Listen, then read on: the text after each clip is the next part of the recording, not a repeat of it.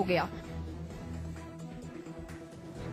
झगड़ा इतना बढ़ गया कि पड़ोसियों को भी हस्तक्षेप करना पड़ा। बाद में गुंजन ने जहर खाकर आत्महत्या कर ली। पत्नी की मौत के बाद परेशान होकर विजय ने भी फांसी लगाकर आत्महत्या कर ली।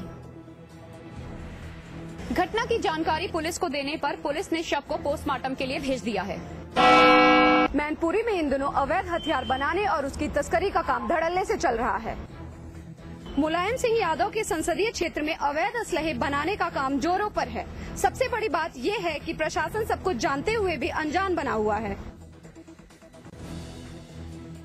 अगर कभी किसी को इस सिलसिले में पकड़ा भी जाता है तो अधिकारियों के पास उन्हें छोड़ने के लिए फोन आ जाते हैं। यानी कि नेताओं की छत्रो छाया में इन अवैध हथियारों के बनाने का काम चल रहा है। ये लोग राइफल, तमंचा, बंदूक जैसे कई हथियार बनाते और कई अन्य शहरों में इसकी सप्लाई करते हैं। काशीपुर में कच्छा बनियान गिरोह ने इन दिनों कहर बरपा रखा है। कच्छा बनियान गिरोह ने काशीपुर के कई इलाकों में लोगों पर जमकर अपना कहर बरपाया है। बीती रात इस गिरोह ने 3 घरों पर धावा बोला। बदमाशों ने करीब आधा दर्जन से अधिक लोगों को हमला कर बुरी तरह घायल कर दिया। घायलों को इलाज के लिए अस्पतालों में भर्ती कराया गया है। इस घटना के बाद क्षेत्र में दहशत का माहौल है। सूचना मिलने पर बदमाशों की तलाश में पुलिस ने कई जगह कॉम्बिंग की, लेकिन पुलिस को कोई भी सफलता हाथ नहीं लगी। कुमाऊं के लाखों छात्रों को राज्य सरकार एक बड़ा झटका दे सकती है। उत्तराखंड सरकार अपने नए कदम के तहत कुमाऊं विश्वविद्यालय से प्राइवेट एजुकेशन को खत्म करने जा रही है। कुलपतियों की बैठक में विश्वविद्यालय से प्राइवेट एजुकेशन को खत्म करने का फैसला लिया गया है। सूत्रों के मुताबिक ये फैसला इसी सत्र से लागू कर दिया जाएगा। वर्तमान में मुक्त विश्वविद्यालय के पास कोई भी संसाधन नहीं है और कुमाऊं विश्वविद्यालय सन 1973 से व्यक्तिगत प्राइवेट छात्रों को परीक्षाएं करवा रहा है और वर्तमान में भी आगे भी कुमाऊं विश्वविद्यालय ही इनको आगे करवाएगा। और सरकार अगर मुक्त विश्वविद्यालय को ये देते हैं तो इसका अखिल भारतीय विद्यार्थी परिषद पुरजोर विरोध करेगी। ये मुक्त विश्वविद्यालय को देना चाहते हैं तो इसमें कम से कम हम जैसे लोग सहमत नहीं हो सकते। इसलिए सहमत नहीं हो सकते हैं कि भाई कुमाऊं विश्वविद्यालय का अपना स्थान है, क्योंकि हर यूनिवर्सिटी का अपना स्थान होता है। अभी जो मुकाम कुमाऊं विश्वविद्यालय ने प्राप्त किया है वो मुकाम मुक्त विश्वविद्यालय के पास नहीं है। वो तो नया विश्वविद्यालय है, तो बहुत पुराना विश्वविद्यालय है। तो इस तरह से अगर सरकार इस तरह का कोई डिसीजन ले रही है तो मेरी जो अपनी व्यक्तिगत राय है वो अच्छा डिसीजन नहीं है, उसको सोच विचार करना चाहिए इस डिसीजन में। सरकार के इस फैसले से उन लाखों छात्रों को झटका लगने वाला है जो रोजी रोटी कमाने के लिए उच्च शिक्षा का सपना देख रहे थे। कोल ब्लॉक आवंटन घोटाले की गूंज राजधानी लखनऊ भी पहुंची। भारतीय जनता पार्टी ने इस मामले में केंद्र सरकार पर एक बार फिर निशाना साधा है। विपक्ष में बैठी हर एक पार्टी कोल ब्लॉक आवंटन पर सरकार को घेरने की कोशिश कर रही है। इस घोटाले को लेकर भारतीय जनता पार्टी किसी भी तरह की कोई कोर कसर छोड़ना नहीं चाहती। कोल आवंटन घोटाले मामले में भारतीय जनता पार्टी ने जांच की मांग की है। बीजेपी का कहना है कि कोल मामले में जो घोटाला हुआ है उसकी जांच सुप्रीम कोर्ट के जज से करवाई जाए। इस मौके पर प्रदेश अध्यक्ष लक्ष्मीकांत वाजपेयी, बीजेपी विधानमंडल दल के नेता हुकुम सिंह, सांसद लालजी टंडन और सैकड़ों की संख्या में कार्यकर्ता मौजूद थे।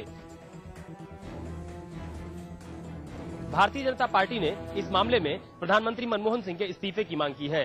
बीजेपी का कहना है कि प्रधानमंत्री 142 आवंटन रद्द करें और अपने पद से इस्तीफा दें। जाहिर है कि कोल ब्लॉक आवंटन घोटाला मामला वो घोटाला है जिसने विपक्ष में बैठी भाजपा के लिए संजीवनी का काम किया है और भाजपा इस मुद्दे को जरूर भुनाना चाहेगी। हापुड़ में एसओजी को एक बड़ी कामयाबी हाथ लगी है। एसओजी टीम ने 2 शातिर हथियार तस्करों को गिरफ्तार किया है। इनके पास से हथियार भी बरामद किए गए हैं। पुलिस की गिरफ्त में खड़े ये 2 लड़के कोई आम अपराधी नहीं है। ये सौदा करते हैं मौत के सामान का। जी हाँ, ये शातिर हथियार तस्कर जिनको मुठभेड़ के बाद पुलिस ने हिरासत में लिया है। ये दोनों हथियार को बिहार के मुंगेर से लाकर दिल्ली, यूपी और हरियाणा में बेचा करते थे। पुलिस ने मुखबिर की सूचना पर मुठभेड़ के बाद इन दोनों शातिर तस्करों को गिरफ्तार कर लिया। इनके पास से पुलिस ने 4 9mm पिस्टल और 1 रिवॉल्वर बरामद किया है।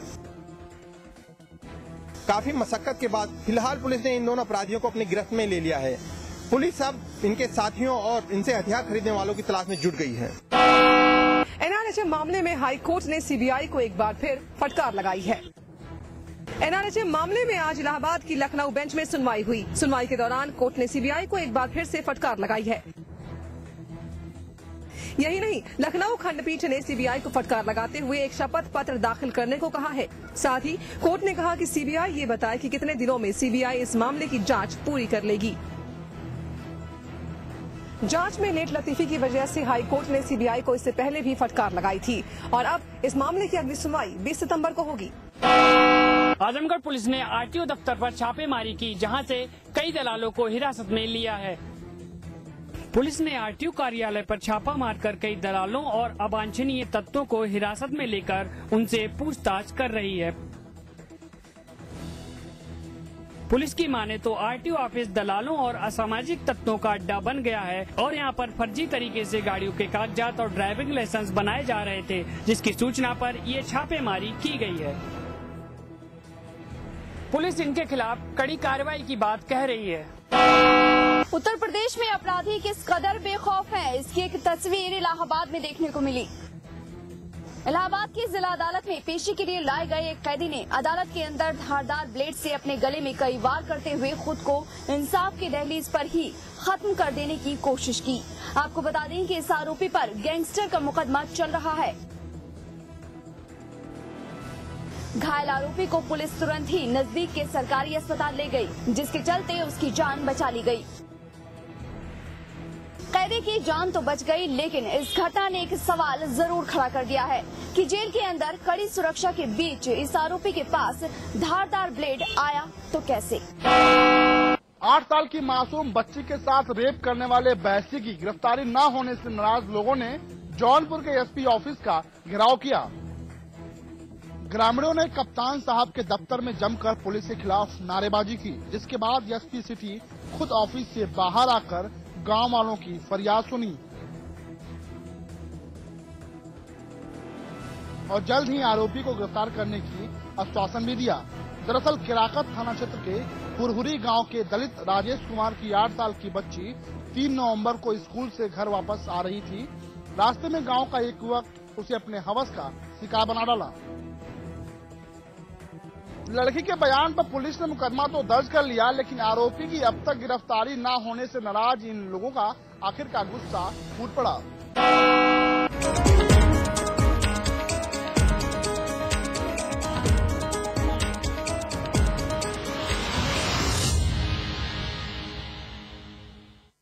ये कहानी है एक अजीबोगरीब फैमिली की, जिसके फादर थे बड़े ही डैडी, इसलिए उनकी वाइफ रूपाली रहती बड़ी सैडली।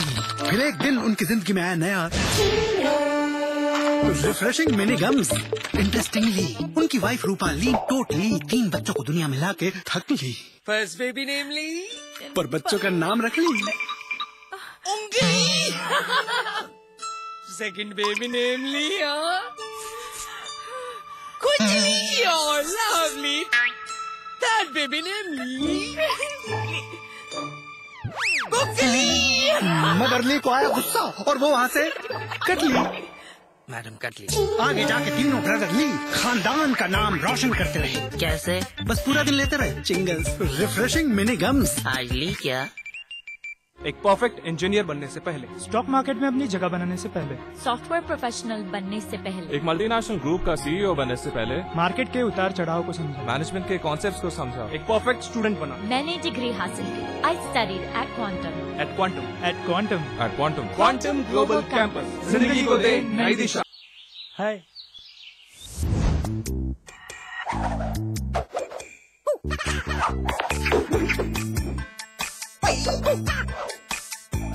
कितनी भी कोशिश कर लो, पानी तो इंटरेस्टिंग नहीं हो सकता। पानी? कैच पियोज। सादा पानी मत पिलाओ, जरा कैच पियोज तो मिलाओ। आम पन्ना, नींबू पानी, जलजीरा और बहुत सारे मजेदार फ्लेवर्स में। किसे भेजनी है नोटिस? भगवान को। मिस्टर भगवान। सरनेम? पता नहीं, क्योंकि हम लोग मिले नहीं है। अरे कहीं तो रहता होगा मिस्टर भगवान। नोटिस किसे भेजूं? लोग कहते हैं कि वो मंदिरों में रहते हैं।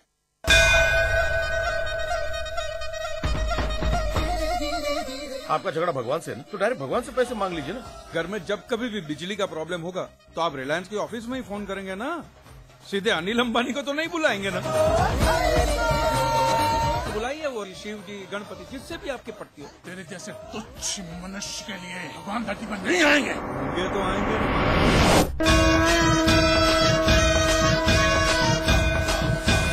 कौन है? भगवान।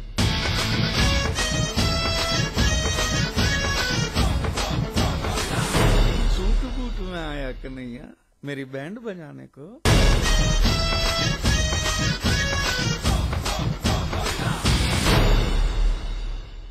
जिंदगी में समझौते हमें कबूल नहीं, ये सीखा है हमने रजनीगंधा बनाने वालों से, जो क्वालिटी से कभी भी कोई भी समझौता नहीं करते। रजनीगंधा, क्योंकि इसमें है 200 रुपए प्रति किलो अव्वल क्वालिटी की सुपारी, 900 रुपए प्रति किलो खुशबूदार इलायची के दाने, 900 रुपए प्रति किलो गुणकारी कट्टा, 90,000 रुपए प्रति किलो शीतल चंदन तेल, 2,60,000 रुपए प्रति किलो रूह केवड़ा। इसमें टेस्ट है, तंबाकू नहीं। तो आइए आप भी आजमाइए रजनीगंधा। रजनीगंधा, विश्व का सर्वाधिक बिकने वाला प्रीमियम पान मसाला। बलरामपुर में गर्भवती बीवी और मासूम बेटे को पेट्रोल डालकर जिंदा जलाया, दरिंदे पति समेत 2 आरोपी पुलिस की गिरफ्त में।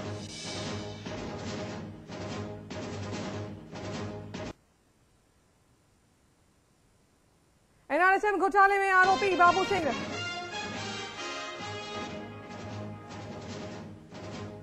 कुशवाहा को की जमानत याचिका खारिज, गाजियाबाद की स्पेशल सीबीआई कोर्ट ने खारिज की याचिका। कोलकाता में कांग्रेस पर जमकर बरसे मुलायम, कहा कांग्रेस का कोई भविष्य नहीं, बीजेपी ने ली चुटकी, केंद्र से निराश है तो समर्थन वापस ले मुलायम। सपा के राष्ट्रीय अधिवेशन में आजम खान ने नहीं पहना सपा का पट्टा, पट्टे पर छपी है मुलायम की तस्वीर। दिल्ली में मुख्यमंत्री विजय बहुगुणा ने की सोनिया से मुलाकात, टिहरी उपचुनाव समेत कई मुद्दों पर हुई चर्चा। गुजरात विधानसभा चुनाव में राहुल गांधी को स्टार प्रचारक नहीं बनाएगी कांग्रेस, यूपी में मिली करारी हार के बाद राहुल को दांव पर न लगाने का फैसला। आगरा में यमुना एक्सप्रेसवे पर किसानों का हंगामा, पुलिस ने की हवाई फायरिंग, आंसू गैस के गोले छोड़े, जवाब में पथराव। लखनऊ में कोयला घोटाले के खिलाफ बीजेपी का जोरदार प्रदर्शन, 142 कोल ब्लॉक आवंटन रद्द करने की मांग। नैनीताल में देह व्यापार के खिलाफ पुलिस का अभियान, कई इलाकों में छापेमारी, 2 कॉल गर्ल समेत 5 लोग गिरफ्तार। और हॉलीवुड फिल्म के विरोध में लीबिया में अमेरिकी दूतावास पर हमला, अमेरिकी राजदूत समेत कुल 4 लोगों को उतारा मौत के घाट।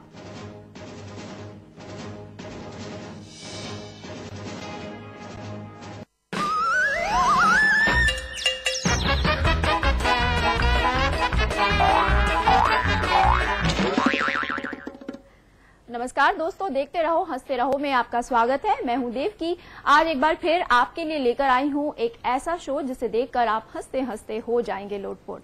तो चलिए शुरू करते हैं अपना ये मजेदार शो, देखते रहो हंसते रहो।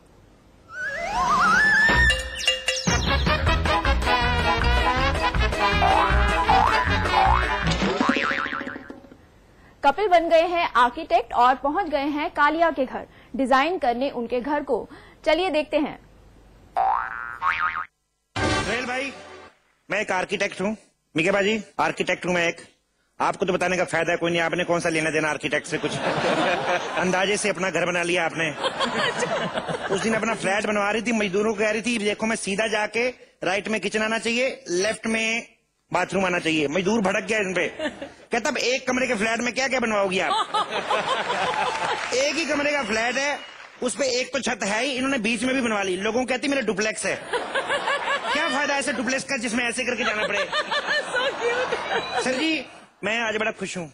मेरे को ना एक्चुअली बहुत बड़ी ऑफर मिली है। वो पिंक फिशर वाले कालिया साहब नहीं है, अच्छा, उनका घर बनाने की जिम्मेदारी मिली मेरे को। उन्होंने मेरे को साफ साफ कहा है, कहते मेरा कमरा जो ऊपर होना चाहिए। पता क्या नीचे वाले कमरे में पिछली बार क्या उनके साथ, नीचे वाले कमरे में उनके बनाया, एक आदमी सीधा घुसाया, उनको आके सीधा बोलता मेरे लिए 1 गिलास पानी लाओ, फिर साहब को बुलाओ। अब पता क्या चक्कर होता है, आदमी की शक्ल ठीक ठाक हो ना तो उसको चालाकी से काम लेना चाहिए।